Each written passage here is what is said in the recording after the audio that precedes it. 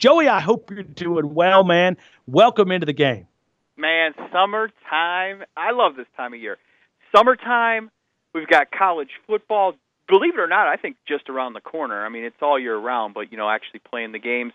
And but this is the time to sit back. Everybody's 0-0. Everybody can win the national title. You know how that is. And I love the talk and the speculation because what we think's going to happen most likely doesn't happen. And this is just a great time to be alive, to be grateful to be here, but also to be a college football fan as well.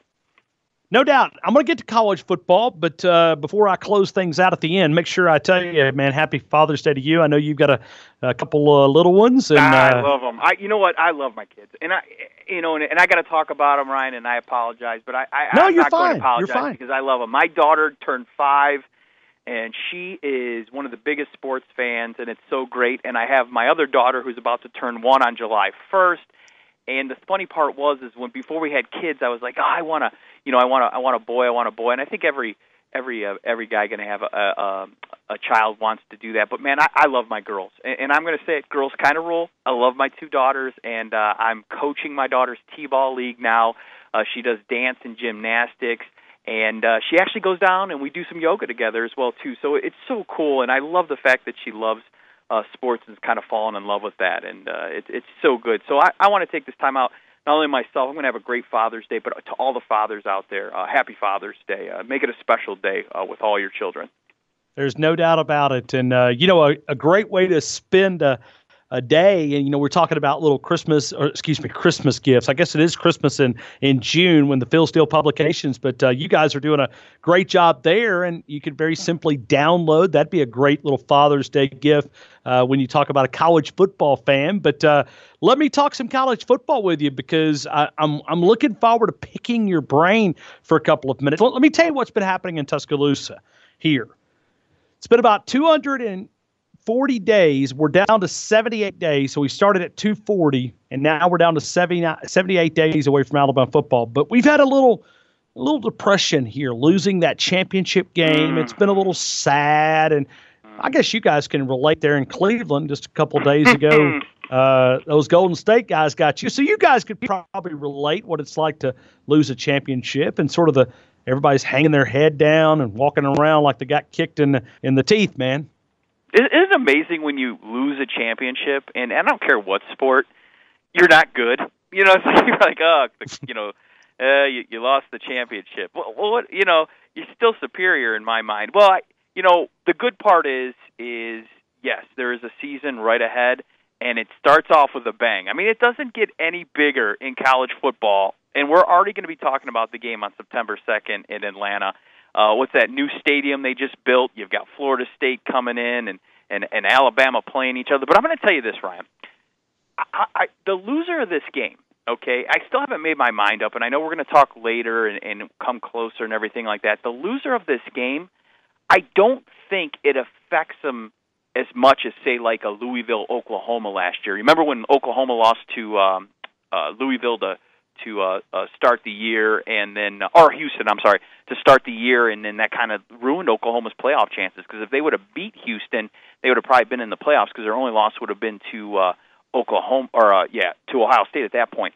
But this is one of those games where do you kind of, and I know it's early, but could it bookend the season? Could we see Florida State, Alabama, September 2nd? Could we see Florida State, Alabama, in the national championship game? I think that's pretty interesting. I don't know. I thought about that.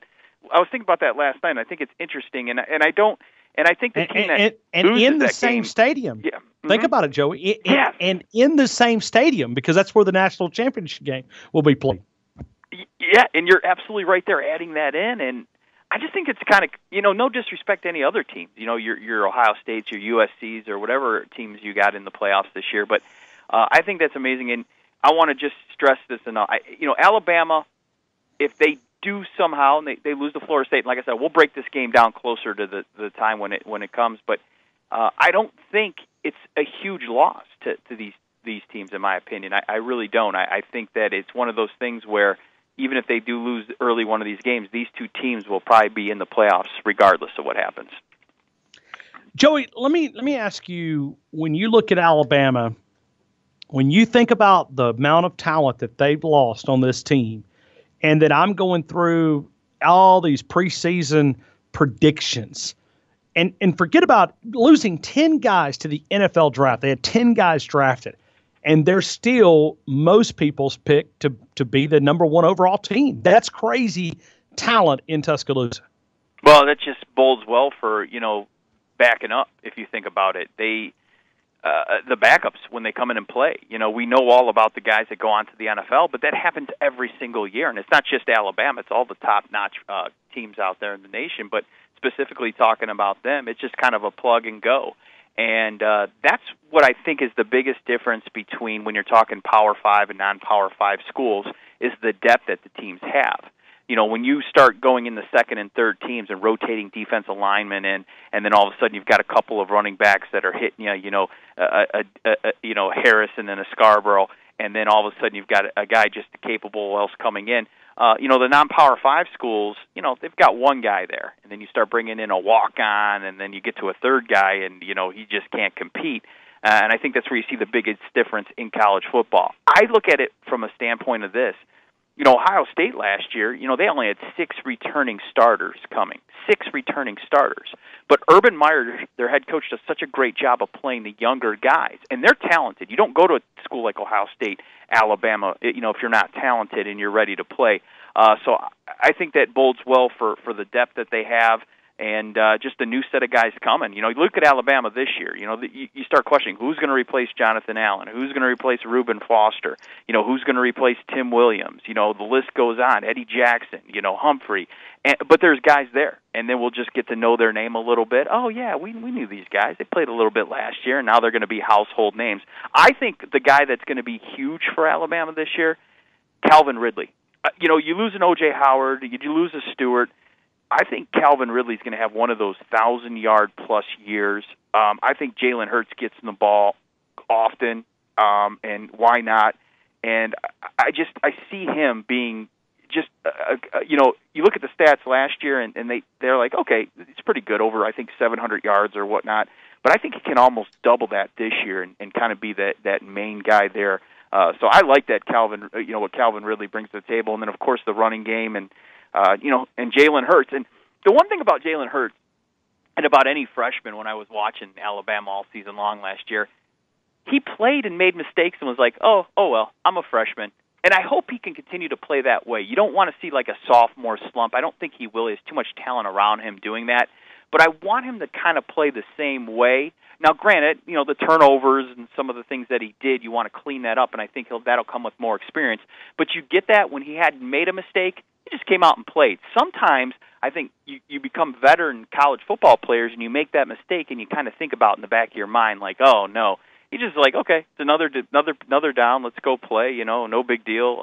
So I think if he can play with that kind of attitude, but learning from the mistakes that he had as a freshman, they're going to be even that much more dangerous. And even though I see, 11 returning starters, they had 10 last year, they had 12. Sometimes when I look at things like that, I don't really put as much emphasis when I look at an Alabama team as I do maybe a non-Power 5 team with a lot of returning starters coming back.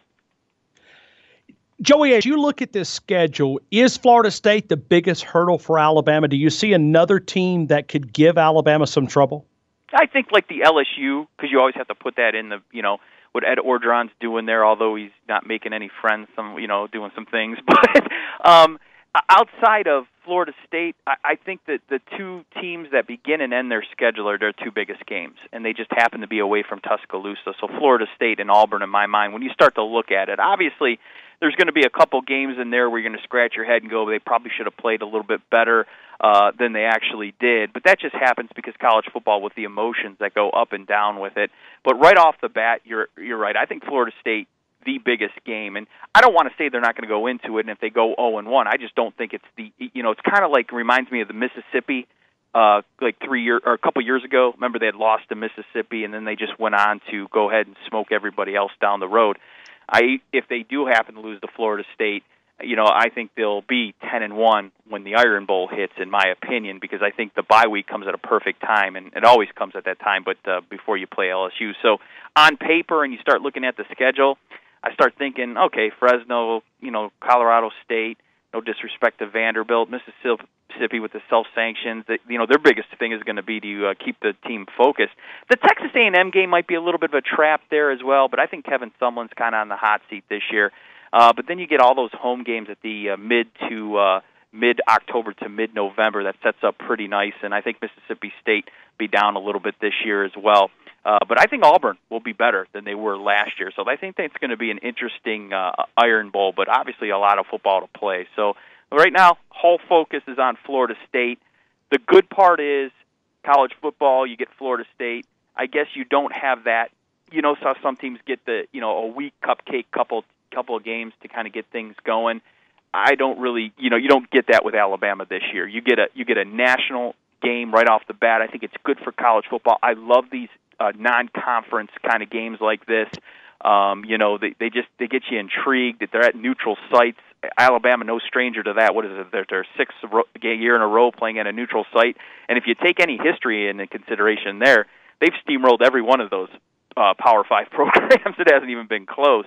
So it's going to be an interesting year. It always is. But I think that once that Florida State, that kickoff happens, I think that the national championship game will all be forgotten. That last drive to Clemson and Deshaun Watson and all that stuff will be in the rearview mirror, and it better be, because you want to get your focus on Florida State. We're talking to Joey Lucci right now, lead college football analyst at philsteele.com. The Phil Steele publication is waiting on you at philsteele.com. Let me take you to one of those blogs here for just a couple of minutes. I was looking at the yards returning when I talk about production on that offensive side of the football. Alabama is 78.6%. They return the production. My question is, and I think at some point you guys are going to publish an article on tackling returning, which Alabama's numbers will obviously be low because they lost a ton of talent on that defensive side of the football. Joey, do you expect the offense to have to carry Alabama's team early on in 2017? Well, I you know what? I think it'll be – I don't think anybody has to carry each other. I think the offense will be a little bit ahead of the defense, but I think the defense will be quicker to catch up to the offense, if that makes sense, than the other way around. I'd rather have that offense kind of in place, because defense, you're reacting, and the players and the talent that they have, the guys coming in are very talented. So when you start thinking about that, I kind of like the way it sets up than the other way around. I personally would rather have an offense coming in with a little bit more experience than on the defensive side going, okay, because we're going to react and we're going to do that than vice versa. So, but I think all in all, I think it'll be fine, because I think when you look at Florida State, they're kind of coming in the same boat. I mean, specifically kind of talking about that game. A second-year quarterback who was a young quarterback last year who got his feet wet in college football and did some things, and then they were perceived to win the ACC and get to the playoffs. That they came up short. So there's a lot of similarities when you look at Alabama and kind of a Florida State this year when it comes to that. So like I said, I don't think there'll be a problem. Plus, you get past Florida State, you win that game. No disrespect again, you got Fresno State and Colorado State, and you really can work on some things on those two games, in my opinion, and be 3-0. And then I think your SEC schedule kind of sets up pretty nice. The road trip to Vanderbilt, that's a very winnable road game, in my opinion. So, you beat Florida State. I fully anticipate 11-0 going into the Iron Bowl. You lose to Florida State, I think you're still 10-1 going into the Iron Bowl. But there's a lot of college football to be played, so. Joey, you and I talk about this. We feature you every Friday during college football season. I hope we can work out a time this year, because we've enjoyed that, the stuff that you bring to the table from your perspective, the way that you observe college football, the way that you break it down. When you look right now at the SEC, and now remember, now you're on in Tuscaloosa, you don't have to cater to us, and you never have. I don't expect you to on this question. But when you look at coaches right now in the SEC, when you look at experience and names of coaches, 5 years ago, there was a lot of championship caliber coaches. Les Miles was here. Mark Richt was here. I mean, a lot of winning coaches that have been in this league. Nick Saban's just about run them all out of town in the SEC. How bad are the SEC coaches as a whole? It seems like the ACC, the Big Ten, even going out to the Pac-12 with some of those quality coaches, it seems like the quality has shifted away from the SEC. Is that a fair comment? I know you got Nick Saban at the top, but I mean, is outside of that, well, not a lot of resumes there. It kind of reminds me of the NBA. You got a couple teams that are superior, and then everybody else is right there. That's kind of the coaches in the SEC, if you kind of want to put it that way. You know, I think there's some coaches like Brett Bielema, Kevin Sumlin. I think they're coaches that are, on the hot seat. I would put Gus Malzahn up there, but then when you start looking at it, you got Hugh Freeze with the problems they have. Now, Dan Mullins has always been a solid head coach at Mississippi State. Didn't hurt that you had Dak Prescott, throwing the ball for you too. But Nick Fitzgerald's going to be excellent. As their leading rusher and passer this year, so I throw him in there. But I think that's a fair statement, and I think the verdict's still out on a couple of them. Kirby Smart entering his second year. All about him. I think Butch Jones is one of probably, in my opinion, I think Butch Jones could be the second best coach in the SEC, if I had to rank them. I don't like really doing that too much, but if I had to, but I will compare the SEC head coaches to the NBA. There is a couple of them that are superior, kind of the Cavs and the Warriors there, and then there's a kind of a big drop-off when it comes to that. And I'm not trying to disrespect any of the coaches. I'm just saying what's perceived right now in the SEC as a coaching level as a whole. Well, and you know what? The crazy thing about it, we may be talking about it 3 years from now, and the strength, Kirby Smart may have developed into, a caliber coach that can put his team in Atlanta and play for an SEC title game. Yeah, absolutely. Jim McElwain's been there twice. He goes there 3 times. You really give him a boost of confidence. We don't know what's going to happen at Texas A&M. The crazy thing, I look at all these hot seats because there's a Chip Kelly sweepstakes out there. Somebody probably in this league or somebody at a big Power 5 job, could it be Notre Dame, that will end up with Chip Kelly, and they'll win the Chip Kelly sweepstakes. Yeah, and you're absolutely right with that, and his name just keeps on getting surfaces. Plus, we're a what have you done for me lately kind of society, and college football is no strangers to that. What are you doing right now? And you start having 7-5 seasons, 8-4, and you're like, okay, well, who can we bring somebody in better? And sometimes it's a careful what you wish for kind of thing, and so. And you see, there's 6 coaches, I believe, in the SEC that are 3 years or less. So that's just kind of scratching the surface. Because if you think about it, you come in, you've got to put your own recruiting class in there. That's going to take 3 or 4 years. Your own schemes, your coordinators are all there. Plus, if you're successful, what happens all the time? You get your OC plucked all the time. Your DC. They become, and that's what you want. You want to see them be elevated because you have a successful program. If nobody's knocking at your door as a head coach in college football, if nobody's knocking at your door at the end of the year trying to pluck away a couple coaches, you better start to think about what you're doing wrong and start to do that, because I think that's good when that happens. And I think you see that in the SEC all the time, and I think that's what we're seeing. So it's like I said, it's one of those things where, when you start thinking about it, the head coaches might not be on par as they were maybe 2 or 3 years ago. And there's some of them we just don't know enough about. Missouri's head coach, when you talk about Barry Odom, and you're looking at it going, okay, even at Derek Mason in his 4th year at Vanderbilt, you're still kind of okay, what are we going to get out of him, and stuff like that. So it's interesting, and that's actually an interesting, good point. I never really thought about that, Ryan. So you got me thinking right now. So well, hey, you know what? You do it to me all the time, man. I always love to talk to great, knowledgeable football people, because that's what the conversation's all about. I mean, makes you think, and you've got me doing that today. I mean, as I take a peek at the Phil Steele publication, you guys put a lot of stuff up there, a lot of information. I mean, it's like it's just the encyclopedia of college football. And Joey, I've told you this a million times. When I travel, my Phil Steele goes with me, because it makes me look a lot smarter than I really am. I mean, because I can flip through pages and I can go, whoa, look at here. And it makes me, people like, man, how did he know that? I got my Phil Steele guide in the studio with me. That's how I know that. Yeah, and that's what's great about it. One, just like you said, it's going to make you an expert. You got to have it in your hands. It's coming out June 27th. You got to go out and get it. Go to philsteele.com if you haven't. You can pre-order now. I'm telling you, Ryan, pre-order now and get the magazine in your hand. It's well worth the price, and you just become an instant college football expert. But even with that, it's just nice to have, like you said. You can learn so much on the teams when you're flipping through it and you're just kind of looking at it. I think it's set up where every single page is the same on each team. So if you want to find the same information, you want to find the running back write-ups, they're on the same page on every single team, where the same section. The schedules, the returning starters, all that information that we round up all year long it takes us. We put it in a simple book for you, and you have it at your fingertips. You got to go out and get it, because it doesn't matter if it's Alabama, ULM, Florida International, Akron, or Oregon. Man, you start looking at it and reading through it, you're just like, oh man, I didn't know that. Oh, that's great. That's and we even find ourselves doing that now. We concentrate so much on putting it together sometimes in the cosmetic side of it, that sometimes I'll even go through it and read it again, and I'm like, oh, okay, I learned something. So we're not immune here at Phil Steele Publications either to learning. We're always learning stuff.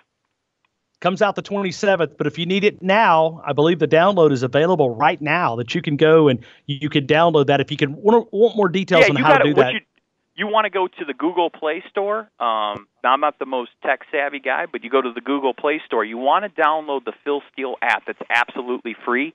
And once you download the Phil Steele app, you can go ahead and purchase the magazine there and have the digital copy if you like that in your hands. It'll work on all your devices that you have, your iPads, iPhones, all that good stuff. If you need it, I always suggest get that. You'll have it there. I always have it downloaded. But there's nothing like having that magazine in your hand and flipping through that, and you can read it pretty much anywhere, anytime, any part of the day. And I need to send you, because the digital copy might be the best for me, because I need to send you a photo of what a year of the beating that my Phil Steele publication goes through. I mean, like, I've got pages taped together because I flip through it. I mean, I use it every day. I'm telling you. I'm not just telling you because you're on the air. So I need to send you a photo of what a year. That digital copy might be the best for me, but you can download it, as you said, Google Play, download the app. And so let me just, final question, Joey. What's that? Should Alabama fans go ahead and book tickets to college football playoffs? Do you feel that way, that this team will be one of the Final Four standing? Absolutely. Absolutely. Okay. When you start looking at the Final Four, I'll tell you our Final Four. You look at the Final Four from the Phil Steele, publications, and what Phil has is, you're looking at Alabama, they will be there, USC, Florida State, and Ohio State. And think about it. Alabama and Florida State play each other, obviously, week one. And again, I got to stress that. I think this is one of those games, the loser, it doesn't hurt them as much, because I think they're both going to be playing. Ohio State just absolutely loaded with the talent that they have coming back, and Urban Meyer might be, 1A to 1B to Nick Saban 1A in college football coaching. I think you can argue that debate all day long. And then with Sam Darnold coming back for USC and what they have, you start looking at a team, they've got all the talent. They always 3-4 losses here or there, but they are just something special this year at USC over in the Pac-12. And you start looking at that. So those are the 4 playoff teams that Phil has going, and there's always great reasoning. To find more in-depth reasoning on them, I know we're going to discuss that later on in the summer. Get the magazine. You'll find exactly why Phil is picking those 4 teams to go. And what I love about it is that's so neat. Well, why are those 4 teams going to go? Why do you think one of them might not go? Who do you have? And that's what I love about the conversations we have with college football, because you learn something and you start to trigger it and say, okay, you can make a case for that team. You can make a case for this team. I think you can make a case for about a dozen teams, wouldn't you say, Ryan, right now, that you wouldn't be surprised if they did get to the playoffs.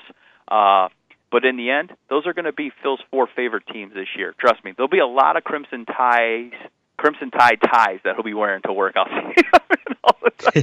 I like it. Hey, Joey, man, listen, once again, I know I said this at the beginning, but happy Father's Day to you, man. I hope you have a great weekend. Go enjoy some family time. I appreciate you giving us 20 minutes of your time talking some football here in Tuscaloosa. I appreciate it, and I hope you have a great afternoon. Happy Father's Day from all of us here in Tuscaloosa. And the same to everyone out there, too, Ryan. Enjoy the weekend, and don't take that for granted, and give your kids an extra hug, and just do something special. Put the iPhones down, turn the sports off. Just dedicate that day to your kids, man. That's what I think. That's what it's all about, right? Just spending family time. You don't even have to go out and spend a lot of money. Just be with them,